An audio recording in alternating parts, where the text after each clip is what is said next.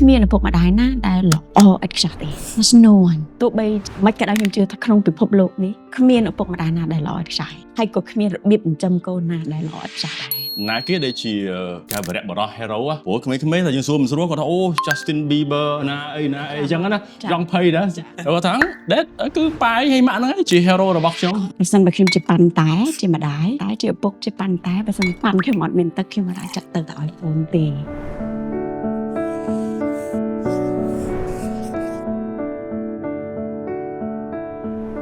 ជំរាបសួរអ្នកទាំងអស់គ្នាថ្ងៃនេះយើងមកជួបគ្នានៅអេពីសូតទី3ដែលយើងនឹងនិយាយអំពីសុខភាពផ្លូវចិត្តរបស់កុមារនិងយុវជនវ័យជំទង់ហេតុផលដែលយើងនឹងជជែកតាក់ទងជាមួយនឹងប្រធានបទនេះពីព្រោះយើងដឹងហើយថាយុវជនគឺជាទំពាំងស្នងឫស្សីការថមថត់លូតលាស់របស់ពួកគាត់គឺមានសារៈសំខាន់មិនត្រឹមតែសម្រាប់គ្រួសារគាត់តែប៉ុណ្ណោះទេក៏ប៉ុន្តែសំខាន់សម្រាប់ប្រទេសជាតិមួយទៀតដូច្នេះយើងពិតជាមាននៅសេចក្តីសោមនស្សរីករាយខ្លាំងមែនទែនដែលយើងមាននៅអ្នកចូលរួមរបស់យើងដែលជាឪពុកហើយក៏ជានាយកប្រតិបត្តិនៅក្នុងក្រុមហ៊ុន Manulife ហើយក៏មាននៅអ្នកជំនាញឯកទេសរបស់យើងគឺអ្នកគ្រូយឹមសុធារីដែលជាអ្នកព្យាបាលនិងប្រឹក្សាជំងឺផ្លូវចិត្តក៏ដូចជានាយិកាមជ្ឈមណ្ឌលស្នេហាដូច្នេះសូមជួបជាមួយនឹងពួកគាត់ទាំងអស់គ្នាជំរាបសួរបងទាំងពីរជំរាបសួរសុខសប្បាយជំរាបសួរបងជំរាបទៀតជំរាបទៀតជួបគ្នាតែបាននៅក្នុង event អីអញ្ចឹងហើយជីវិតយើងចឹងបងណាការងារផងឪពុកម្ដាយផងហ្នឹងហើយបានហ្នឹងគឺបងសុខសប្បាយអរគុណបងបានរីករាយមែនទែនហើយកន្លងមកពេលជួបជាមួយបងប្រធានជាពិសេសគឺភាគច្រើនគឺតែងតែសុំយោបល់ពីបងតាក់ទងជាមួយនឹង business តាក់ទងជាមួយនឹងអាជីវកម្មក៏ប៉ុន្តែលើកនេះថ្មីមែនទែនដោយសារតែនឹងមកជជែកជាមួយនឹងបង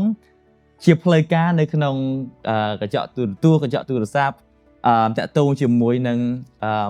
ភាពជាឪពុកតាក់ទងជាមួយនឹងគ្រួសារវិញម្ដងដែលតាមពិតទៅកន្លងមកតែងតែនិយាយលេងជាមួយបងថាខ្ញុំសូមរៀនពីបងតាក់ទងជាមួយនឹងកន្លែងហ្នឹងអញ្ចឹងថ្ងៃនេះនឹងរៀនដោយផ្ទាល់ហើយសង្ឃឹមថាទស្សនិកជនក៏កំពុងរៀនដោយផ្ទាល់ជាមួយនឹងខ្ញុំតាមរយៈការសួរសំណួរទៅកាន់បងទាំងពីរផងដែរដូច្នេះសំណួរទី1សូមជូនទៅបងរដ្ឋាមុននៅក្នុងនាមជាអគ្គនាយកក្រុមហ៊ុន Manulife បងបានដឹកនាំក្រុមការងារមួយក្រុមធំក៏ប៉ុន្តែផ្ទុយទៅវិញក្រៅតែពីជាកាតព្វកិច្ចដែលជាអ្នកដឹកនាំនៅក្នុងស្ថាប័នកាតព្វកិច្ចដ៏ធំមួយទៀតហ្នឹងគឺជាលោកឪពុកគឺជាលោកប៉ាថាតើអ្វីទៅដែល bring បង the most joy ធ្វើឲ្យបងរីករាយបំផុតនៅក្នុងការបំពេញកាតព្វកិច្ចជាឪពុកនៅពេលដែល switch off បានទេហាបដូរដោះមួកចេញពី CEO ទៅជា father តើអ្វីទៅដែលជាចំណុចដែលបងរីករាយបំផុតហើយមួយទៀតដូចគ្នាដែរក្រៅតែពីការរីករាយយើងដឹងហើយថាការចិញ្ចឹមកូនក៏មានលក្ខណៈមានបន្ទុកច្រើនដែរធម្មតានៅពេលដែលបងធ្វើការងារមានសម្ពាធមួយហើយប៉ុន្តែពេលដែលដល់ផ្ទះថាតើបងដោះសម្ពាធនឹងចេញឲ្យរបៀបណាហើយធ្វើជាលោកប៉ាដ៏ល្អសម្រាប់កូនរបស់បងផងដែរ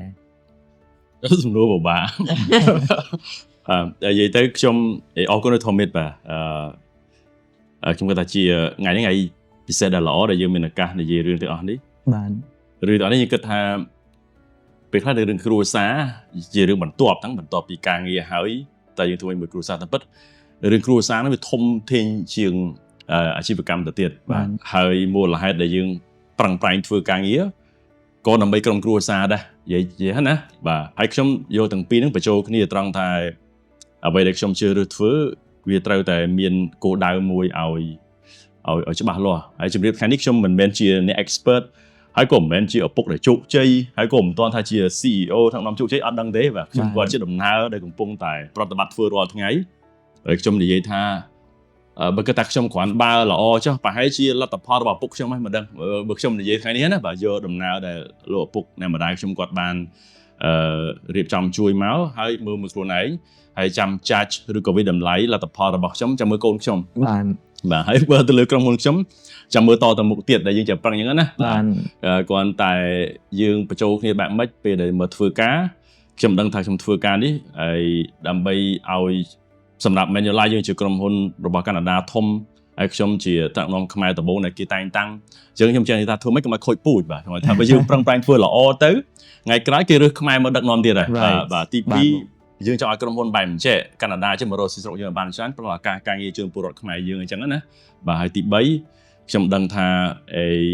ដើម្បីជួយសយសងឬក៏ធ្វើប្រទេសរបស់យើងកាន់តែរឹងមាំបាទកាន់តែរឹងមាំកាន់តែថាគ្មាននរណាហ៊ានប៉ះយើងទេថ្ងៃក្រោយមានតែវិធីតែមួយគត់ដែលខ្ញុំក៏គ្មានចង់ក៏ភ្លើងក៏នងអីទៅដោះស្រាយបញ្ហាដែរប៉ុន្តែឲ្យតែពលរដ្ឋខ្មែរកូនខ្មែររបស់យើងក៏បានរៀនសូត្រឪពុកម្ដាយទាំងអស់អាចជួយកូនបានរៀនសូត្រខ្ពង់ខ្ពស់ខ្ញុំថាហ្នឹងគឺជាអាវុធគឺជាវិធីដែលដោះស្រាយជួយបញ្ហាប្រទេសជាតិបានតទៅមុខហើយអញ្ចឹងអ្វីខ្ញុំធ្វើធានាប្រយោជន៍ជាចំណែកមួយដែលជួយឲ្យពលរដ្ឋខ្មែររបស់យើងគាត់បានយល់ឯហ្នឹងឯងអញ្ចឹងភ្ជាប់មកជាមួយកូនដដែលបាទធ្វើទាំងអស់គឺដើម្បីឲ្យក្រុមគ្រួសារហ្នឹងឯងអញ្ចឹងពេលដែលយើងមកដល់ផ្ទះយើងគឺថាយើងបានជួបអ្នកទទួលផលហើយនេះបាទអញ្ចឹងភាពតំណាក់ថាជា purpose ពីកន្លែងធ្វើការមកកន្លែងផ្ទះហ្នឹងវានៅក្បែរគ្នាហ្នឹងឯងគាត់តែធ្វើម៉េចធម្មតាការងារវាតែមាន stress តែលំបាកអញ្ចឹងណាបាទហើយបើអាចទេ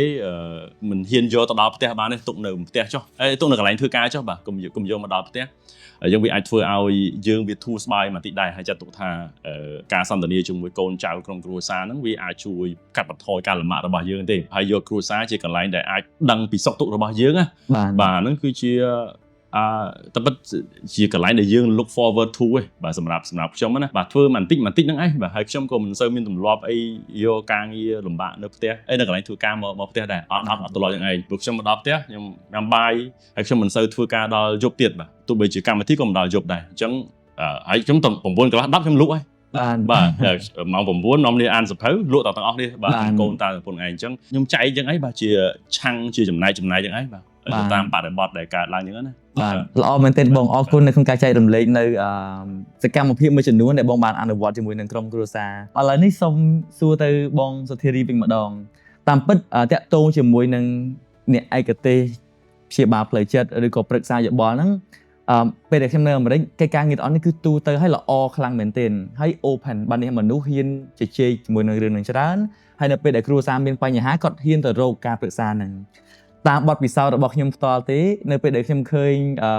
គ្រួសារជាច្រើននៅប្រទេសកម្ពុជារបស់យើងអត់ទាន់ហ៊ាន open up អត់ហ៊ានបើកចំហនៅឡើយនៅពេលដែលគាត់មានបញ្ហានៅក្នុងក្រុមគ្រួសារឬក៏មិនទាន់យល់ថាវាជាបញ្ហាដូច្នេះការទៅរកអ្នកប្រឹក្សាយោបល់និងអ្នកជំនាញនៅមានកម្រិតតិចតួចនៅឡើយក៏ប៉ុន្តែទោះបីជាយ៉ាងណាក្តីខ្ញុំគិតថាបងបានធ្វើកិច្ចការងារជាមួយនឹងក្រុមគ្រួសារជាច្រើនខ្លាំងមែនទែនមកពីគ្រប់មជ្ឈដ្ឋានអញ្ចឹងតាក់ទងជាមួយនឹងក្រុមគ្រួសារវិញយើងដឹងហើយថាការចិញ្ចឹមកូនទោះបីខ្ញុំមិនទាន់មានកូនខ្លួនឯងក៏ដោយតែឮម៉ាក់ប៉ាមួយចំនួនគាត់ថាអត់មានអ្វីដែលមានអត្តន័យសប្បាយចិត្តជាងមានកូនហើយធ្វើកិច្ចការងារដើម្បីកូនទេអាហ្នឹងគឺធ្វើឲ្យគាត់មានកម្លាំងចិត្តខ្លាំងទៅមុខខ្លាំងមែនទែនក្រៅពីភាពរីករាយក្នុងនាមជាឪពុកម្ដាយតើអ្វីជាបញ្ហាមួយចំនួនដែលជាសម្ពាធផ្លូវចិត្តទៅលើឪពុកម្ដាយនៅក្នុងនាមគាត់ជាអាណាព្យាបាលជាអ្នកថែទាំហ្នឹងដែលកូនអត់បានដឹងពីខាងក្រៅខ្នងទោះបីជាគាត់ថាគាត់សប្បាយចិត្តរីករាយនៅក្នុងការចិញ្ចឹមកូនក៏ដោយបារម្ភខ្ញុំជឿថាឪពុកម្ដាយគ្រប់រូបមានការបារម្ភពីព្រោះឪពុកម្ដាយតែងតែចិញ្ចឹមកូនចង់ផ្ដល់អ្វីជាច្រើនឯឪពុកម្ដាយខ្លះស្ទើរតែចង់ផ្ដល់អ្វីគ្រប់យ៉ាងតាមឪពុកម្ដាយតែបារម្ភគឺរឿងបារម្ភចង់ឃើញអនាគតកូនល្អបាន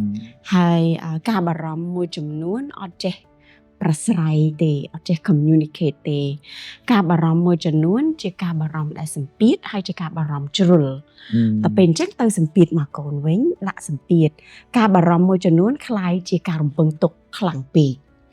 ណាវាចូលគ្នារវាងការបារម្ភការរំពឹងទុកនិងការបារម្ភធម្មតាទេយើងជាឪពុកម្ដាយបងមែនទេយើងតែងតែបារម្ភយើងចង់ឃើញអនាគតកូនរបស់យើងល្អពូកែជាមនុស្សជួយសង្គមជាមនុស្សជួយប្រទេសជាតិរបស់យើងតែនៅពេលដែលការបារម្ភនឹងវាច្រើនពេកខ្លាំងពេកតាមរយៈការប្រៀបធៀបបណ្ដាញសង្គមផងគ្រួសារគេផងអ្នកជិតខាងផងប្រមូលចូលទៀតបានហើយបារម្ភមានស្រាប់ផងអាប្រមូលចូលមកប្រៀបធៀបទៀតកាន់តែធំ stress អត់ទៅណារួចមកគ្រួសារមកភរិយាមកស្វាមីមកកូនតាមបទពិសោធន៍ជាក់ស្ដែងទាំងខ្លួនឯងដែលធ្លាប់តែមិនទាន់មានសមាធិ stress ច្រើនណាចាមិនទាន់បានធ្វើសមាធិបដិបត្តិសមាធិនឹងនៅ stress ច្រើនណាអញ្ចឹងហើយតាមខ្លួនឯងតាមការធ្វើការជាមួយភ្ញៀវជាច្រើនហើយជាទូទៅយើងច្រើនតែបញ្ចេញ stress យើងច្រើនតែរៀងញញឹមអ្នកដទៃចិត្តល្អមួយអ្នកដទៃតែតែខ្លាចយើងคลิกនៅក្បែរខ្លួន like a hurt feeling អារម្មណ៍ឈឺមួយចំនួនរៀងច្រើនតែប៉ះអ្នកជំនាញខ្លួនហ្នឹងឯងចា និយាយខ្លីគឺការបារម្ភ បាទ ដែលកូនមើលអត់ឃើញ បាទ ណាហើយសម្ពាធការងារកូនដឹងតែសុបាយកូនដឹងតែត្រូវការម៉ាក់ខ្ញុំសុំលុយប៉ាខ្ញុំសុំលុយចង់រៀននេះចង់ធ្វើនោះចង់រៀនភ្លេងចង់ទៅលេងកីឡាប៉ុន្តែមួយទៀតដែលកូនអត់ដឹងគឺអត់ដឹងថានៅកន្លែងធ្វើការរបស់ឪពុកម្ដាយគាត់មិនទេ បាទ ចាអត់ដឹងថានៅតាមផ្លូវហ្នឹងយ៉ាងម៉េចទេព្រោះឪពុកម្ដាយដាក់កូនឲ្យនៅសាលាគេលេងណាតែយើងហ្នឹង we run our life យើងបងដូចបងមានប្រសាសន៍ចឹងថាគ្រួសារហ្នឹងហើយខ្ញុំដូចបងដែរគ្រួសារខ្ញុំមាន business ខ្លួនឯងមែនតែគ្រួសារធំហ្នឹងបង បាទ គ្រួសារធំហើយគ្រួសាររបៀបចិញ្ចឹមរបស់ខ្ញុំ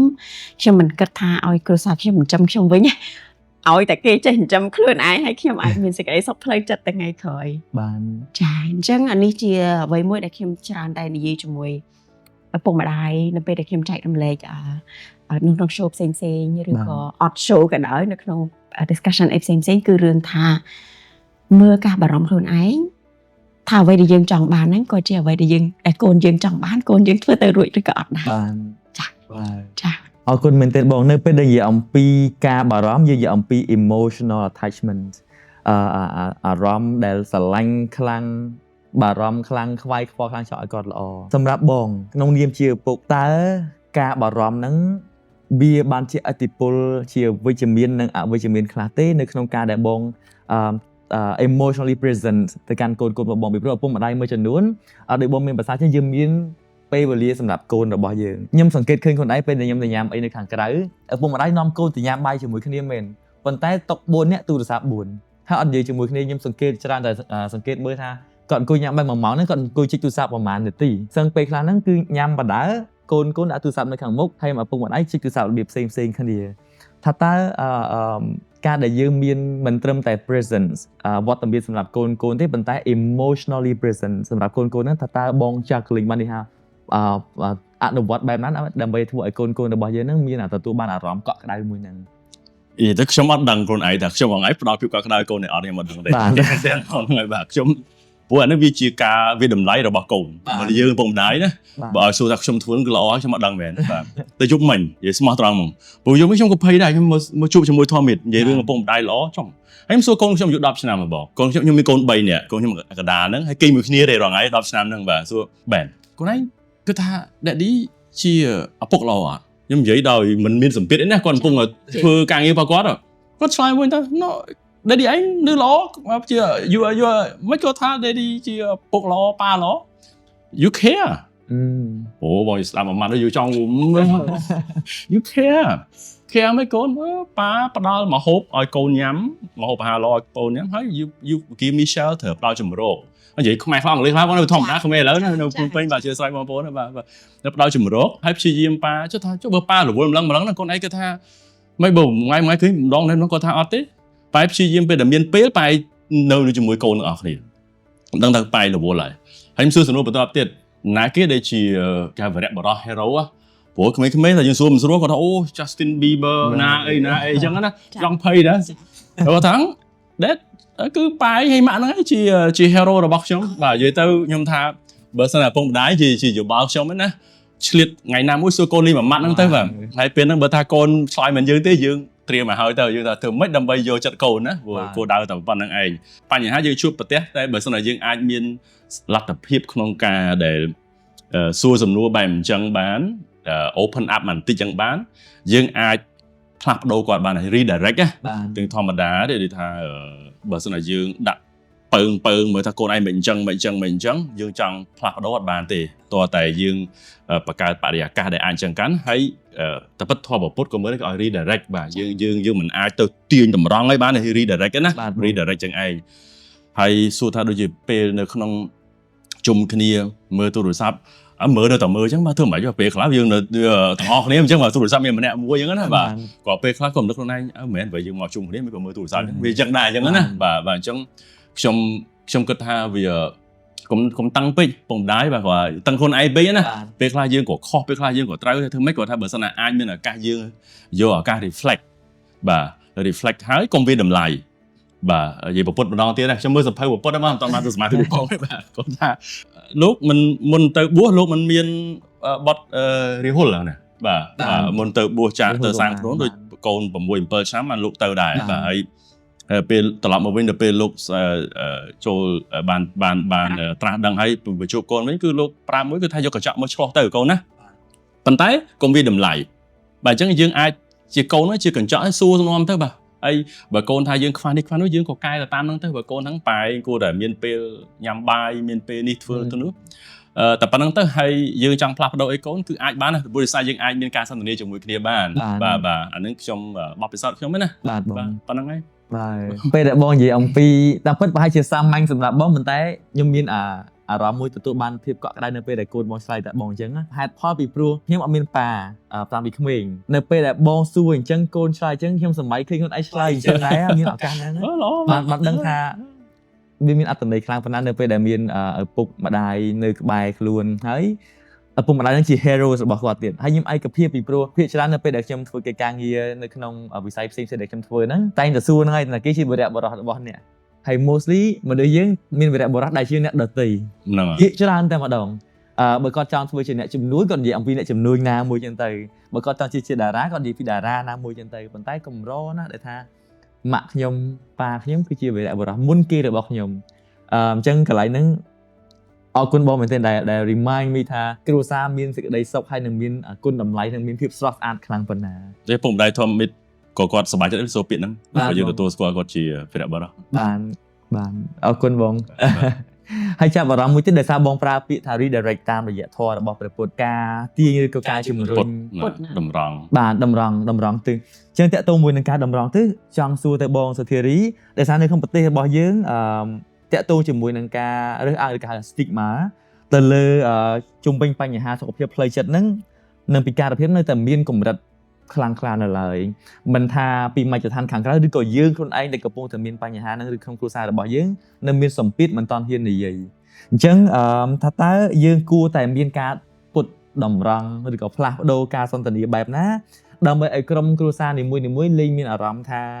គាត់គួរតែខ្មាស់អៀននៅក្នុងការស្វែងយល់សម្រាប់ពីអ្នកជំនាញតាក់ទងជាមួយនឹងបញ្ហាសុខភាពផ្លូវចិត្តពីព្រោះអីពីព្រោះនៅពេលដែលឪពុកម្ដាយគាត់មានលទ្ធភាពនៅក្នុងការជួយកូនគ្រប់បែបយ៉ាងទាំងអស់មិនត្រឹមតែការផ្ដល់ជំរកមិនត្រឹមតែការផ្ដល់អាហារក៏ប៉ុន្តែផ្ដល់នៅការ support ផ្លូវចិត្តការគ្រប់គ្រងផ្លូវចិត្តនិងបញ្ហាផ្សេងៗខ្ញុំជឿថាកូនរឹតតែមាននៅសេចក្តីសុខនិងភាពកក់ក្ដៅហើយទោះបីជាខ្ញុំមិនដែលបានជជែកជាមួយកូនមកថាផ្ទាល់ក៏ប្រហែលជាបងបានផ្ដល់ទាំងអស់ហ្នឹងដោយដឹងឬមិនដឹងខ្លួនទៅធ្វើឲ្យគាត់ឆ្លើយបែបនេះមកវិញអញ្ចឹងខ្ញុំចង់ដឹងថាតើយើងគួរធ្វើបែបណាដើម្បីឲ្យក្រុមគ្រួសារនីមួយៗប្រហែលជាមិន 100% ទេប៉ុន្តែ hopefully 70-80% នៅពេលដែលពុកម្ដាយសួរកូនទៅគាត់ថាម៉ាក់ប៉ាគាត់ជា hero របស់គាត់តាមរយៈគាត់ take care ទៅលើ emotional ទៅលើសុខភាពផ្លូវចិត្តបន្ថែមផងដែរបងសុំនិយាយការពិតណាអាយដែលមិនជាការសម័យហើយមិនជាការគិតព្រោះបងជួបភ្ញៀវច្រើនបងជួបភ្ញៀវគ្រប់កម្រិតសហគមន៍និងកម្រិតអ្នកដែលជីវភាពទូធាហើយនឹងការសង្កេតរបស់បងក្នុងនាមជាអ្នកចិត្តសាស្ត្រនៅក្នុងសង្គមបងបារម្ភថាការជជែកគ្នារបស់យើងហើយទាំងអស់គ្នាកាត់ដាក់មិនខ្ញុំមិនដឹងតែបងបារម្ភថាការជជែកគ្នារបស់យើងឥឡូវនេះយើងរៀង shape តាមនៅក្នុងជីវឪពុកម្ដាយដែលមានជីវភាពមធ្យមហើយនឹងខ្ពស់យើងរៀងអត់សូវផ្ដោតនៅលើអ្នកដែលពិបាកដែលខ្ញុំ mention ដែលសារខ្ញុំ I feel so touched មែនតើ emotionally អារម្មណ៍ក្តុកក្តួលនៅពេលដែលពេលខ្ញុំបើកឡានខ្ញុំឃើញបងប្អូនស្រីដែលជិះដែលបោះសម្រាមនៅតាមផ្លូវក្រុមហ៊ុនសម្រាមហ្នឹងហើយគាត់ចងយកកម្មាចងអោបកូនគាត់ហើយខ្ញុំជឿថាគាត់ក៏មើលដែរ show ណាមើលដែរអញ្ចឹងខ្ញុំនឹងព្យាយាមនិយាយធ្វើម៉េចឲ្យ fit សម្រាប់គ្រប់គ្នាខ្ញុំមុននឹងឆ្លើយសំណួរនេះខ្ញុំចង់បន្ថែមបន្តិចទៅរឿងឪពុកម្ដាយគ្មានឪពុកម្ដាយណាដែលល្អឥតខ្ចោះទេ That's no one ទោះបីជាមិនក៏ដោយខ្ញុំជឿថាក្នុងពិភពលោកនេះគ្មានឪពុកម្ដាយណាដែលល្អឥតខ្ចោះ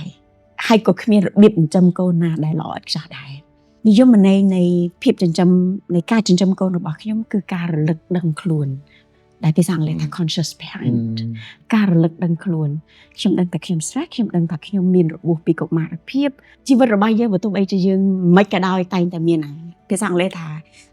childhood adverse experience បាត់ពិសោធន៍បើមិនប៉ះទង្គិចផ្លូវចិត្តក៏មានស្នាមបន្តិចបន្តួចអន់ចិត្តអីដែរអញ្ចឹង conscious ថាអូអានឹងឪពុកម្ដាយខ្ញុំធ្វើបានល្អសម្រាប់ខ្ញុំតែបន្តិចហ្នឹងគាត់ធ្វើខ្ញុំរៀងខកបំណងអីចឹងទៅហើយខ្ញុំប្រយ័ត្នប្រយែងដោយសារតែពេលដែលខ្ញុំនិយាយវិជ្ជមានច្រើនពីរឿងចិញ្ចឹមកូនមានភ្ញៀវខ្លះដែល comment មកថា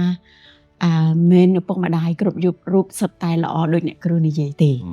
យើងទទួលស្គាល់ផ្នែកនឹងនៃជីវិតភ្ញៀវខ្ញុំក៏ធ្លាប់មានឪពុកម្ដាយដែល comment ពីជាកូនណាមើលទៅជាកូនក្នុងនាមជាកូន comment នៅក្នុងវីដេអូរបស់ខ្ញុំ បាទ ហ្នឹងហើយអញ្ចឹងយើងអត់និយាយអ្វីដែលល្អទេយើងនិយាយអ្វីដែលឪពុកម្ដាយគួរតែបដូរដែរដូចបងមានប្រសាសន៍រឿងកញ្ចក់អញ្ចឹង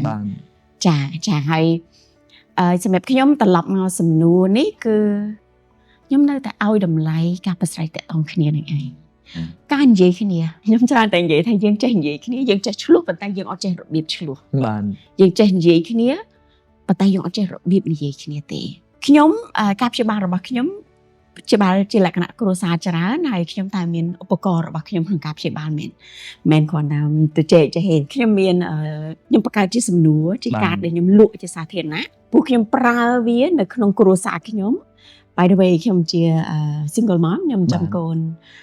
ខ្មែរយើងខ្ញុំអត់ចង់ហៅខ្លួនឯងមេម៉ាយ single mom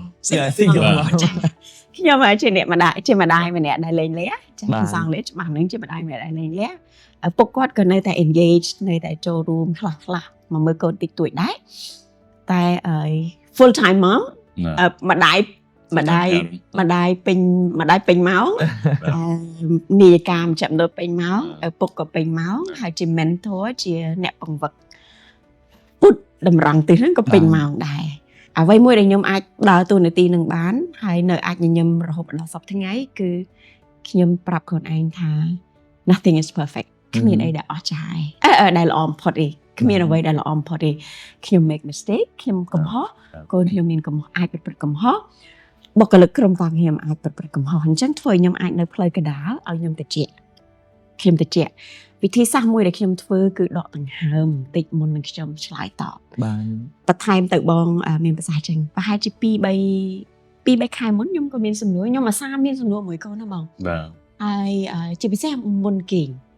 បាទព្រោះខ្ញុំមាន rule មួយមានច្បាប់មួយនៅក្នុងក្រុមគ្រួសារថាយើងអត់ទៅគេង we don't go to bed យើងអត់ចូលគេងទាំងខឹងទាំងអន់ចិត្តទេបាទចាបង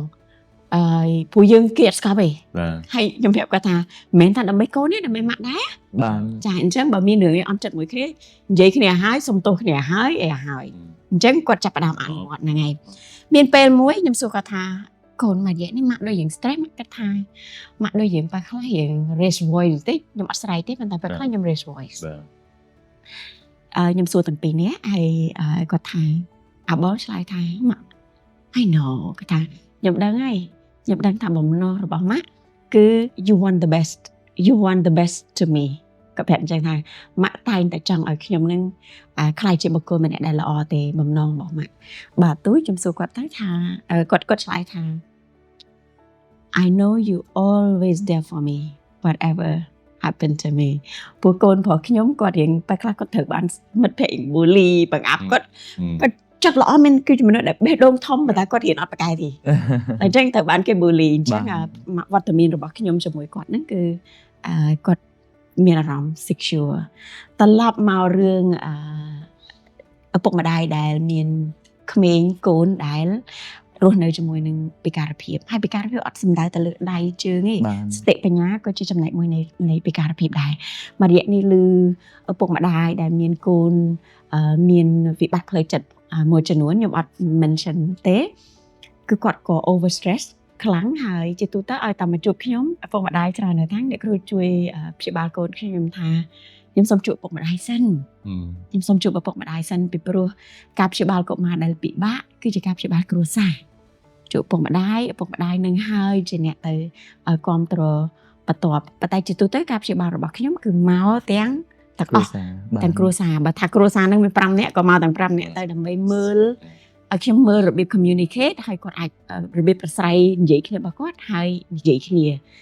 អ្វីដែលសំខាន់បំផុតទទួលស្គាល់ថាកូនយើងមានបញ្ហាហ្នឹងសម្រាប់អ្នកដែល មានពិការភាពគាត់មានពិការភាពមិនជារឿងគួរឲ្យអាម៉ាស់សម្រាប់យើងទេយើងច្រើនតែគាត់ថាខ្មាស់គេតែសារកូនយើងអត់ប្រកែកដូចគេអូមានតែផ្ទះយើងទេដែលយើងដឹងជាគៀងចង្គៀងផ្ទះណាផ្ទះអ្នកណាភ្លឺផ្ទះអ្នកនឹងហើយអញ្ចឹងបើខ្លះការពារកូនខ្ញុំតែនិយាយមានវីដេអូខ្ញុំមួយចំនួនថាការពារកូនការពារក្រុមគ្រួសារកុំការពារអ្នកជិតខាងបាទចាអរគុណមែនទែនខ្ញុំបែរភ្ជាប់មួយបងណាបងនេះកូនខ្ញុំមានកូន3ហើយអូនទី3គាត់ autistic បាទ autistic គេហៅ autism ហ្នឹងឯងបាទហើយខ្ញុំ notice កូនតាំងពី2ឆ្នាំកន្លះបាទប៉ុន្តែដោយសារខ្ញុំប្រាប់មួយក្រុមគ្រួសារអញ្ចឹងណាដោយបងមានប្រសាសន៍ហ្នឹងអីអញ្ចឹងទទួលស្គាល់បាទតែមិនបងយើង stress មែនណាបើយើងភ័យយើងបាទចុះមិនចេះរឿងមិនទៅកាត់ឡើងអញ្ចឹងបាទតែយើងថាយើង open up ព្រោះឲ្យរកដំណោះស្រាយពី2ឆ្នាំកន្លះរកដំណោះស្រាយហើយពេលខ្លះដូចយើងយកកូនទៅកន្លែង playground ណា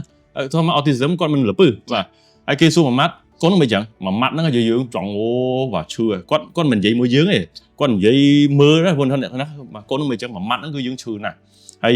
ពុំម្ដាយជាច្រើនខឹងម្ដងគាត់ទៅផ្ទះវិញយកកូនទៅវិញណាបាទអញ្ចឹងទាំងអស់ហ្នឹងវាត្រូវការដែលវិធីដោះស្រាយគឺដូចបងមានប្រសាសន៍គឺទទួលស្គាល់ទៅបាទយើង open up ហើយប្រាប់គេដឹងលឺទៅពេលខ្លះគេក៏ជួយយើងគេក៏យល់យើងប្រាប់ថាកូនខ្ញុំ autistic យកសូមអធិស្ឋានគាត់ក៏អូយល់ដែរអីអីក៏គ្នាអត់ដឹងដែរអញ្ចឹងណាបាទអញ្ចឹងទៅពិត support យើងណា system ជុំវិញហ្នឹងណាយើងត្រូវការសមត្ថភាពឪពុកម្ដាយហ្នឹងគឺដំបូងទទួលស្គាល់ការពិតក្នុងរបស់មានប្រសាសន៍ហ្នឹងឯងដោះស្រាយបញ្ហារបស់ក្រុមគ្រួសារកូនមិនអាចដោះស្រាយដោយកូនបានទេគឺថាឪពុកម្ដាយត្រូវមកទទួលស្គាល់ការពិតរួចហើយឲ្យសហគមន៍អញ្ចឹងបានធម្មតាធ្វើបូកជាមួយ UNICEF បើសិនអាចបន្តបន្ថែមដើម្បីធ្វើម៉េច raise awareness ហ្នឹងការយល់ដឹងឲ្យឃើញឲ្យបានច្រើនគាត់នឹងមុនគេហើយទទួលស្គាល់ថារឿងវាអញ្ចឹងហើយដល់ពេលខ្ញុំដល់យើងយូរទៅឥឡូវខ្ញុំចាត់ទុកថាវាផ្ដល់នៅអត្ថន័យជីវិតខ្ញុំមួយទៀតណាហើយខ្ញុំមានកូនទី1កូនទី2ឥឡូវកូនទី3ហើយយើងប្រឹងធ្វើអីមួយយ៉ាងដើម្បីកុមារដើម្បីសហគមន៍របស់នឹងអញ្ចឹងខ្ញុំចំណាយពេលធ្វើការជាមួយដូចជាអង្គការ Rabbit School បាទដែលគាត់ support autism community នឹងឯងខ្ញុំទៅដើរទៅរត់នៅ long race fund អីចឹងដើរអញ្ចឹងថាវាមាន purpose បាទសប្បាយដែរបាទសប្បាយដែរចឹងយើងសប្បាយដែរបាទចឹងវាត្រូវការគឺតាទូស្គាល់បាទញ៉ាំណាបងទៅរត់នៅ long អីព្រោះពួកខ្ញុំទៅអត់បាទដូចយើងទៅជឿរហ័យផលទៅជិះឆ្លងគេឆ្លងខ្លួនឯងបាទបងបន្ថែមពីហ្នឹងពីព្រោះខ្ញុំចាប់អារម្មណ៍មែនទេនៅពេលដែលបងមានប្រសាសន៍តាក់ទងមួយនឹងបញ្ហារបស់កូនមកបងបាទតើពេលដែលគាត់មានអាការៈហ្នឹងគាត់ខំបាប់មកបងឬក៏បងសង្កេតគាត់ពីព្រោះខ្ញុំចង់ដឹងថាតើធ្វើម៉េចដើម្បីឲ្យកូនគាត់មានអារម្មណ៍ថា feel safe ព្រោះជួនកាលឪពុកម្ដាយខ្លះក៏អត់ដឹងក៏អត់ប្រកែកសង្កេតទៀតតែកូនគាត់ដឹងខ្លួនកូនគាត់ដឹងខ្លួនគាត់តែគាត់អត់ហ៊ានមកនិយាយដោយសារប្រហែលជាទៀតដោយសារប្រហែលជាអាចនឹងជាវប្បធម៌នៅក្នុងសង្គមរបស់យើងឬក៏គ្រួសារមួយចំនួនតូចយើងអត់សូវជជែកគ្នាក្នុងក្រុមគ្រួសារទេដូចបងមានប្រសាសន៍ចឹងថាចង់ឲ្យមានបញ្ហាអីនិយាយគ្នាមុនចូលគេងខ្ញុំស្រឡាញ់កន្លែងហ្នឹងមែនទែនតែយើងមិនដឹងថាតើការអនុវត្តបែបហ្នឹងវាជាទូទៅអត់នៅក្នុងគ្រួសារនៅក្នុងប្រទេសរបស់យើងបានបើអញ្ចឹងតើនៅពេលដែលកូនមានបញ្ហាតើធ្វើម៉េចដែលគាត់អាច feel safe មករកប៉ាម៉ាក់គាត់ដែរពីព្រោះជួនកាលកូនសុខចិត្តប្រាប់រឿងលំបាកទៅពួកម៉ាក់ទៅអ្នកជិតខាងឬក៏ទៅណាគេគាត់តែអត់ហ៊ានប្រាប់ប៉ាម៉ាក់គាត់ទេតើគាត់គួរធ្វើមិនដែរបងទេសួរអ្នកបងពួកគាត់ធ្វើការច្រើនចាំមកខ្ញុំវាពី perspective របស់ក្រុមគ្រួសារខ្ញុំណាបងឆ្លងកាត់រឿងហ្នឹងខ្ញុំធ្វើវីដេអូមួយហើយខ្ញុំនិយាយអំពីរឿងហេតុអីបានជាក្មេងមកចំនួនរត់ចេញពីផ្ទះហើយខ្ញុំទទួលបានមតិយោបល់ពីមិត្តភ័ក្តិដែលជាអ្នកម្ដាយផ្សេងថាបាយមើលកូនខ្ញុំហើយផ្ញើវីដេអូហ្នឹងមកឲ្យខ្ញុំអូចាគឺថាកូនខ្ញុំផ្ញើវីដេអូហ្នឹងមកឲ្យខ្ញុំហើយប្រាប់ខ្ញុំថាម៉ាក់មើលវីដេអូហ្នឹងផងបានហើយកន្លែងហ្នឹងជាអ្វីដែលខ្ញុំតែងតែចូលចិត្តចែករំលែកបន្តដោយសារតែវាមានអតិពលច្រើនហើយវាជួយ link ជួយផ្សារភ្ជាប់តំណែងរវាងឪពុកម្ដាយនិងកូនឲ្យចេះមើលធ្វើម៉េចឲ្យនិយាយគ្នាកើតមិញហ៎ដើម្បីនិយាយគ្នាបានត្រូវស្ដាប់ listen before you speak ខ្ញុំតែងតែនិយាយចឹងស្ដាប់មុននិយាយឪពុកម្ដាយភាគច្រើនខ្ញុំជឿថាច្រើនមែនតើនិយាយមុនស្ដាប់តែកលឹះទូចទេសុំស្ដាប់មុននិយាយ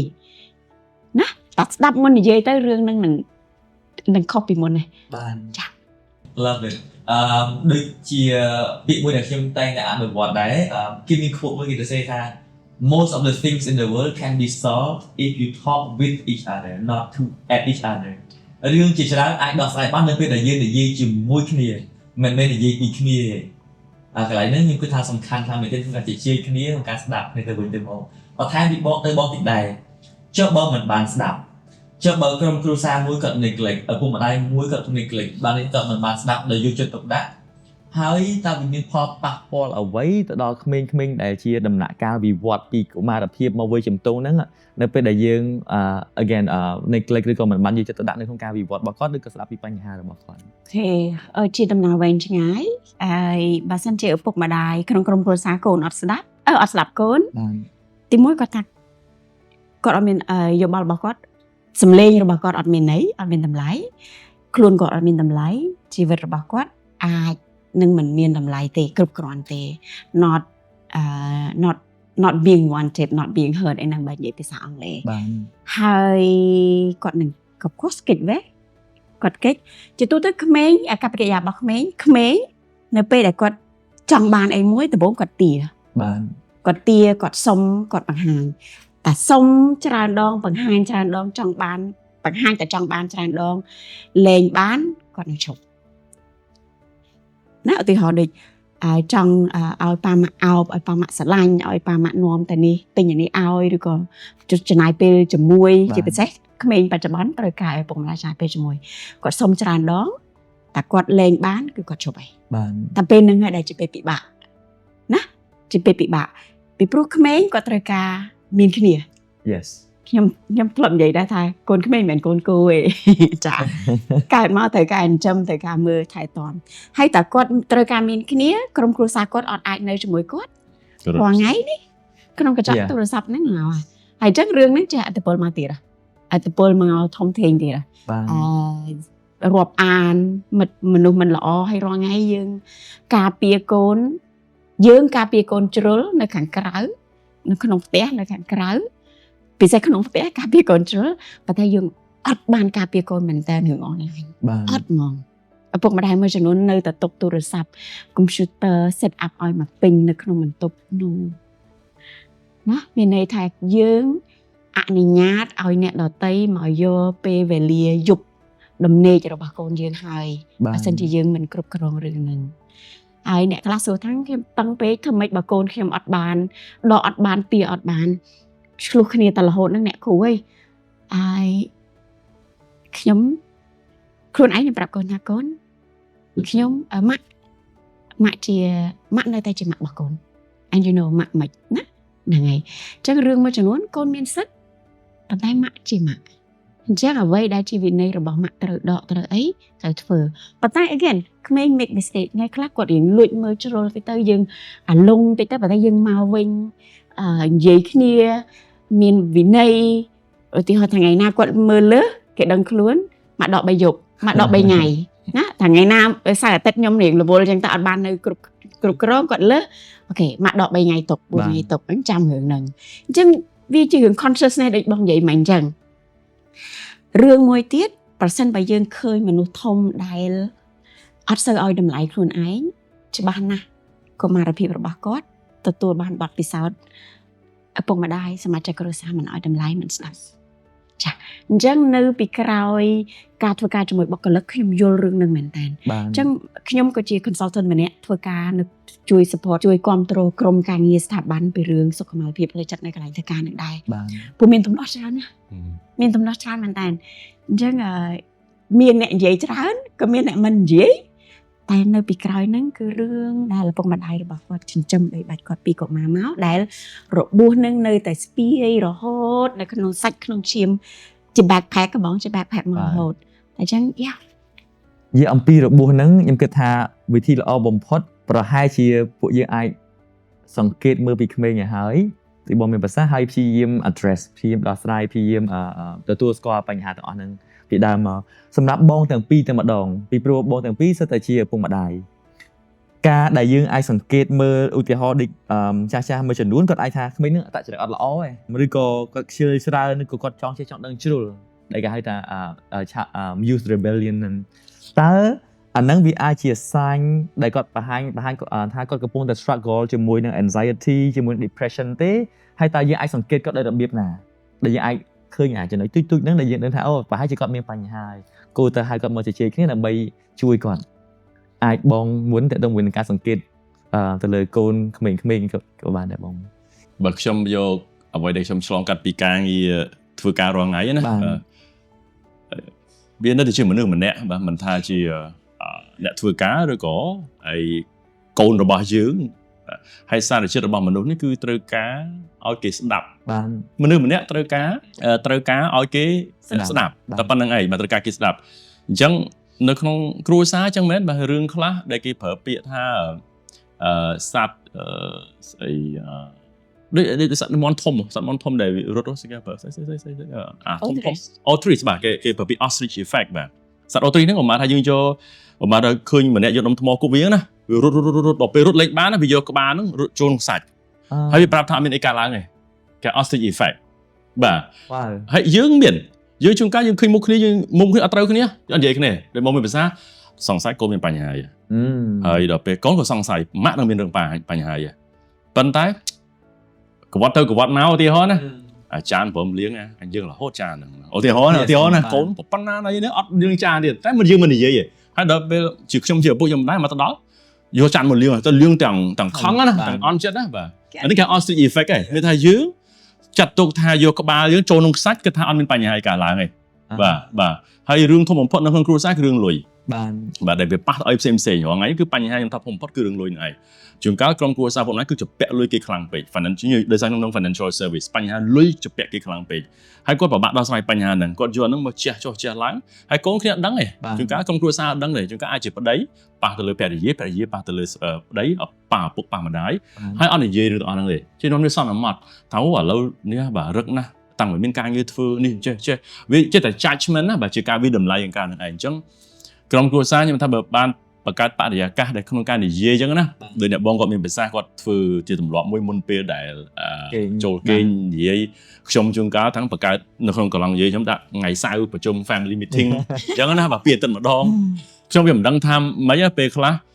មានថ្ងៃសៅរ៍ពេលថ្ងៃសៅរ៍អាទិត្យហ្នឹងយើងជុំគ្នាខ្ញុំនិយាយនេះខ្ញុំមិនមែនឡខ្ញុំអត់ដឹងទេបាទតែវិធីប្រហែលជាបើយើងបង្កើតបរិយាកាសឲ្យមានការនិយាយគ្នាហើយមានអ្នកស្ដាប់ប្រហែលជាបញ្ហាដោះស្រាយអស់ហើយពិភពលោកយើងបញ្ហារាល់ថ្ងៃក៏ចឹងដូចគ្នាដែរបាទគឺត្រូវការមនុស្សម្នាក់មកស្ដាប់ហ្នឹងឯងតែហើយមួយទៀតខ្ញុំក៏ចង់ជាសារមួយសម្រាប់កូនណាបើសិនណាកូនកំពុងមកស្ដាប់យុវជនកំពុងមកស្ដាប់ពេលខ្លះកូនក៏មិនអាចទៅបន្ទោសឪពុកម្ដាយពេកបានដែរពេលនេះកូនធំហើយកូនដល់7 8 10 9 10 20ហើយបើសិនបើជួនកាលតម្លាក់កំហុសទាំងអស់ទៅលើឪពុកម្ដាយប៉ាម៉ាក់មិនស្ដាប់ខ្ញុំយើងយកភាពដឹងគុណមកដាក់ខ្លួនថាយើងមកដល់ពេលនេះវ័យយើងប្រប៉ុណ្ណេះរស់ដោយសារណាគេបាទគឺដោយសារឪពុកម្ដាយជាអ្នករៀបចំយើងការដែលពេលខ្លះអត់បានស្ដាប់មែនអញ្ចឹងកូនត្រូវយកហ្នឹងមកថាជាទំនួលខុសត្រូវរបស់កូនរបស់ក្មួយទាំងអស់គ្នាហ្នឹងត្រូវយកអាហ្នឹងមកដាក់លើតុថាប៉ាម៉ាក់ខ្ញុំសុំជួបសុំនិយាយអាហ្នឹងនិយាយណាដោយសារយើងយុវជនធំហើយតែបើគ្នាកុមារនៅក្រៅហ្នឹងជាពុទ្ធរបស់មនុស្សចាស់ហើយដែលត្រូវជួបប៉ុន្តែបើកូនធំនេះកូនត្រូវតែមានទុននីតិថាជាទុននីតិរបស់យើងជាមនុស្សម្នាក់បាទជាមនុស្សម្នាក់ដែលមានទំនួលខុសត្រូវហើយការដែលដឹងគុណនេះត្រឹមថាយើងត្រូវសងគុណត្រឡប់ទៅវិញនេះជារឿងដែលល្អបំផុតហើយអនាគតឲ្យតែមានប៉ុណ្ណឹងដាក់ខ្លួនគឺអត់ដែលតើអត់កំណើតទេនិយាយប៉ុណ្ណឹងបាទមិនដែលអត់កំណើតទេឲ្យតែមាននឹងដាក់ខ្លួនជាមួយពុកម្ដាយបាទដោយសារយើងនៅក្នុងប្រទេសខ្មែរយើងក៏ជាពុទ្ធសាសនិកជាច្រើនដែរបាទសាសនាក៏ដូចគ្នាបាទគឺអាភិបដឹងគុណនឹងឯងបាទអញ្ចឹងយុវជនយើងក៏ត្រូវមាននឹងដាក់ខ្លួនដែរបាទហើយបើសិនណាយើងអ្នកដែលល្អនឹងជួយណែនាំមិត្តភ័ក្តិយើងឲ្យមានអានឹងផងអញ្ចឹងណាបាទជួនកាលគាត់ឃើញតែពុកម្ដាយអាក្រក់ទាំងអស់បាទមិនល្អទាំងអស់បាទមិនអញ្ចឹងទេបាទបងសូមអញ្ជើញមានអីដែលអាចសង្កេតឃើញចាប់អារម្មណ៍តាក់ទងមួយនឹង sign of struggling depression របស់គាត់ anxiety របស់គាត់ដែរតើតែយើងស្ងាត់ខ្ញុំត្រឡប់ទៅរករឿងស្ងាត់ដែរយើងអង្គុយក្នុង studio នេះតើតែយើងស្ងាត់បើយើងឮសលេងម៉ាស៊ីនត្រជាក់អញ្ចឹងនៅក្នុងផ្ទះក៏ដូចគ្នាតើតែយើងស្ងាត់ជាពុកម្ដាយយើងស្ងាត់ពីក្នុងមានន័យថាយើងអត់មានកំហឹងច្រើនពេកយើងអត់ម៉ូម៉ៅច្រើនពេកយើងស្ងាត់ខាងក្នុងហើយឲ្យផ្ទះយើងស្ងាត់កុំឲ្យឡូឡាស្ងាត់យើងនឹងសង្កេតយើងនឹងឮបាទហ្នឹងហើយឮយើង approach យើងទៅរកគាត់ទៅហើយកុំរកឪពុកម្ដាយមួយចំនួនរៀងធ្វើខុសបន្តិចសំទោសខ្ញុំនិយាយត្រង់អញ្ចឹងហ្មងរៀងធ្វើខុសបន្តិចត្រង់ថាមើលគាត់ឯងមានរឿងអីប្រាប់ម៉ាក់មើលហើយនៅតែបដិញអាហ្នឹងអត់ជាការអនុវត្តត្រឹមត្រូវទេ just be there គ្រាន់តែនៅនឹងក្បែរគាត់ហើយបើនៅតែផ្ដល់កន្លែងសុវត្ថិភាពហ្នឹងឲ្យគាត់តែបើនៅតែគាត់មិនអាចបញ្ចេញបានសួរខ្លួនឯងទៀតថា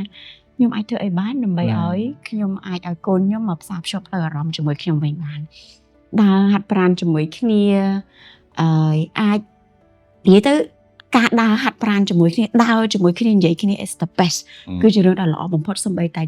ខ្ញុំធ្វើជាមួយនឹង couple therapy ខ្ញុំធ្វើជាមួយនឹង